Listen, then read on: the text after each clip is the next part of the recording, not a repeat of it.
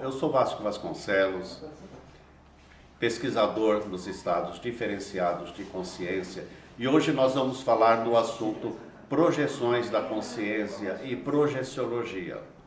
Então vamos começar desde lá do começo, do primeiro relato que nós temos até hoje e que eu pesquisei sobre um estado diferenciado de consciência que nós chamamos de corpo mental.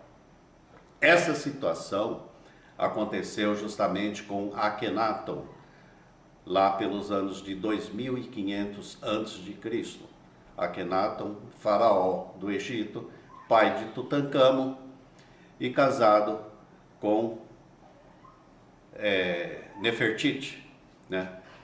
Naquela época, Akhenaton teve uma expansão de consciência de tal nível em que ele visualizou um mundo diferente do que era naquela época e o mundo do que é hoje, né? Nessa época.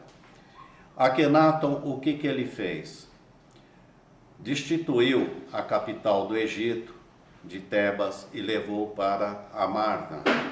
Em Amarna, ele constituiu um outro mundo sem exército e também destituiu conselhos de faraós, ou melhor dizendo, de sacerdotes.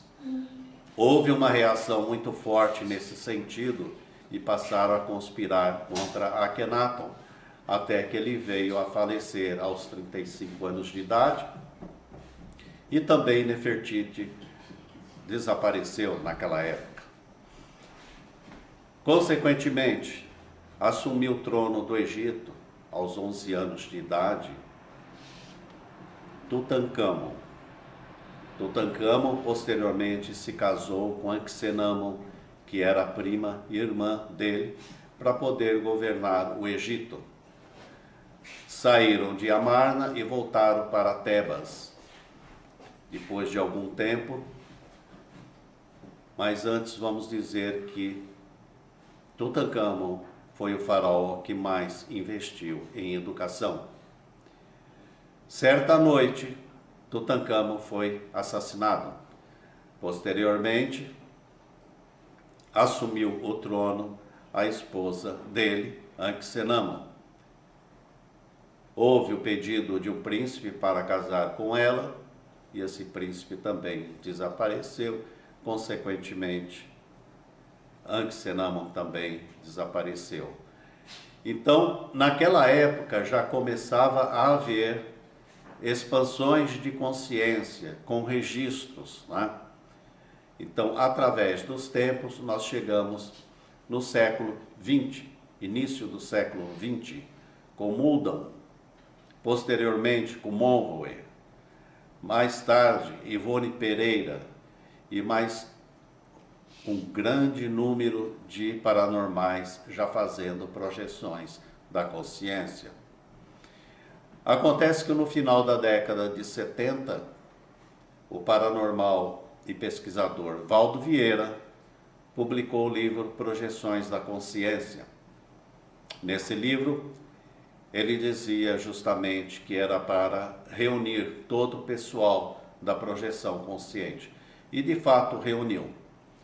Assim que nós tomamos conhecimento do livro, mandamos experimentos para o Rio de Janeiro, cerca de 500 experimentos, todos de projeções da consciência. Posteriormente, o Valdo nos chamou até o Rio e lá, conversando com ele, ele me explicou de todo plano de desenvolver no Brasil a questão da projeção da consciência. Então nós fazíamos reuniões uma vez por mês em um dos apartamentos do Valdo, na Visconde de Pirajá. Posteriormente o grupo foi crescendo no Rio de Janeiro, foi crescendo. Nessa época já trabalhava com a gente o Wagner Borges, que se prontificou a arrumar um centro espírita, Fraternidade André Luiz, num local bem afastado de Ipanema, e também nos transferindo para lá. Posteriormente começamos os nossos trabalhos em São Paulo e lá fundamos, em comunhão com o Rio de Janeiro, o Instituto Internacional de Projeciologia. Dissolvemos o Centro da Consciência Contínua e começamos a trabalhar nessa forma de Instituto Internacional de Projeciologia e que posteriormente se espalhou por algumas cidades de todo o nosso planeta. Miami, Nova York, Espanha. Então, essa é a questão da projeciologia. Existe também a questão de projeções da consciência. Já é uma questão também tão abrangente quanto a projeciologia. A questão da projeciologia é que ela se firma exatamente por uma ciência também filosófica, mas não só filosófica, mas também baseada em experimentos, né? Esses experimentos são comprovados também em laboratório, seguindo também aquela norma que eu disse a respeito da parapsicologia, né? Então, ela desenvolve, a projeciologia, um pensamento mais científico, um pensamento mais voltado para esse lado da ciência, né? Então, nós temos também várias utilidades na questão da projeção consciente, que com o tempo nós vamos aqui dizer as utilidades, para que ela serve em si, né? Além de viagem astral, que a pessoa pode visitar parentes do outro lado do mundo, nós vamos também explicar várias utilidades que até hoje quase ninguém percebeu o potencial que existe de uma pessoa se projetar e sair fora do corpo, porque ela vai trabalhar 2 vezes auxiliando as pessoas, ok? Então, quando acontece alguma coisa do outro lado do mundo, ela evidentemente vai se colocar à disposição e, recebendo uma boa orientação, ela vai conseguir chegar ao outro lado e prestar uma assistência à pessoa.